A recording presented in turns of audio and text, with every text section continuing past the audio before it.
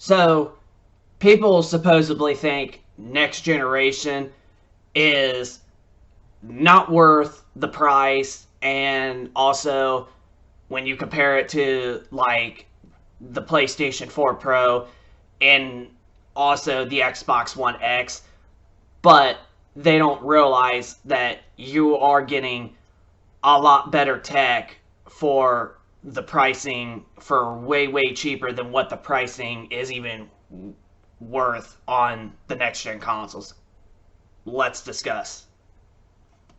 Catch 'em all.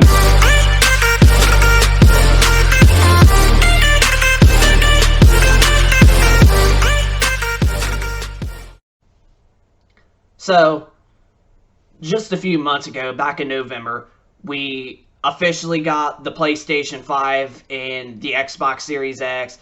As you can see right there is my PlayStation 5. I actually end up paying the extra $100 that is the $500 MSRP price to get the disc version of the PS5, mainly because a lot of PS4 games, there are some that I still only have like on disc, and then some that I do have digital.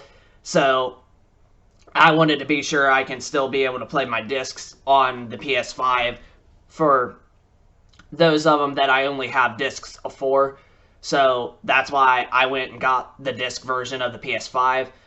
But apparently, some gamers out there is like 1,000 of them, that literally think that the next gen consoles are not worth it. They are no much different compared to like the PS4 Pro or the Xbox One X, or heck, even the standard PlayStation 4 and this and that. And what they don't realize is you're getting a lot more better tech. You are getting Ryzen CPU, if I'm actually saying it right.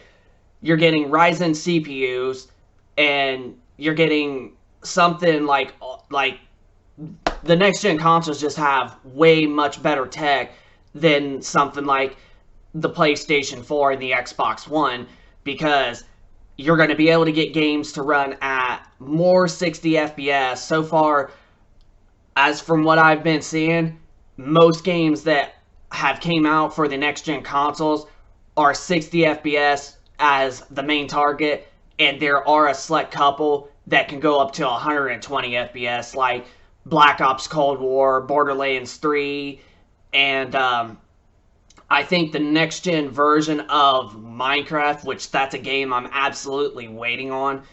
Um, Even though they haven't announced it yet, and I'm kind of like wondering what the heck happened with it, but I'm pretty sure it's still going to be coming out for the next gen consoles. Minecraft is, but you're getting way much better tech, and I get it in a way, especially with the Xbox One X and then the PlayStation 4 Pro, because those were the very first true 4K gaming consoles that we got. I mean, granted, the Xbox One X can play more games at true 4K than the PS4 Pro really can, but the PS4 Pro, you're still getting that upscale 4K resolution, and then some games will run at like 1440p and then 1620p, and rest of the way you get upscale to 4K. Like, you're still getting way much better crisp games, and you're still getting smoother frame rates on the PS4 Pro than you were on the base PS4. So I get what's going on, because the PS4 Pro and the Xbox One X, granted, that's what I still technically play. I did play a little bit on my PS5 the last 2 days, like last night a little bit, and I did play a couple hours the day before.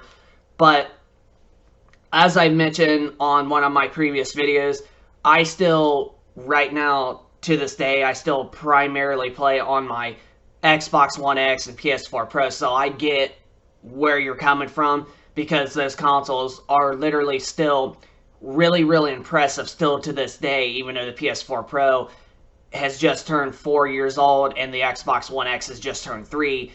They're still really impressive pieces of hardware to have. But next gen consoles, this is the biggest step up that we have ever gotten, as from what a few YouTubers that I knew have said, and a couple articles about the new consoles, and all about the new consoles in general.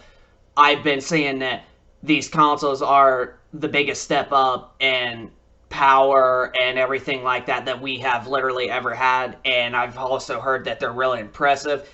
And after I experienced games like Assassin's Creed Valhalla, Black Ops Cold War, and all of that on the PlayStation 5 and the Xbox Series X that I do have it just right below it. You just can't see the Series X because that old monitor is right there in the road. But as I've experienced those games on the PS5 and Series X and a couple others, especially Spider-Man Miles Morales on the PS5, I recently just got that game about a month ago, and holy crap, even just playing it on the standard 4K 60 FPS mode, performance mode, or whatever it's called, I'm telling you, I am still mind blown with how crisp and how sharp and how clean and the ray tracing effects that those games honestly have. Like, I am really impressed with the PlayStation 5 and the Xbox Series X with how amazing the games look. So, the pricing, in my honestly opinion, is really worth it, and the next gen consoles are too. They are really worth it, and I'm telling you, the next gen consoles are really, really worth it. There's no joke, there's no doubt about it. The PS5 and the Xbox Series X, but heck, if you want a cheaper next gen console, Microsoft's got you covered. That's why they got the Xbox Series S, which is only $300 at MSRP. So you're getting a really much better deal right there. A next gen console for just $300. You ain't gonna find a deal like that nowhere. And especially the tech that's put inside of the Series S, that's still really, really impressive at all. And you also got the PS5 Digital Edition, which is $100 cheaper than the disc drive one that we got back there. And you get the full PS5 hardware power, so you get the full specs of the PS5, and it's just an all-digital console, and you get the same amount of storage. So, yeah, there is cheaper options for you if you don't want to buy the main disc drive PS5 that I got back here, or the Xbox Series X for $500. But next gen is really, really impressive, and it is worth the $500 price point, because you are not going to get a way much better deal with those kinds of specs, especially in a PC. You would be paying almost triple the price for the specs that are inside those consoles. You will be paying triple the price, or at least a little over double. So $500 for these 4K, native 4K, mainly true 4K game consoles, there's no deal better than that. And I can already assure you.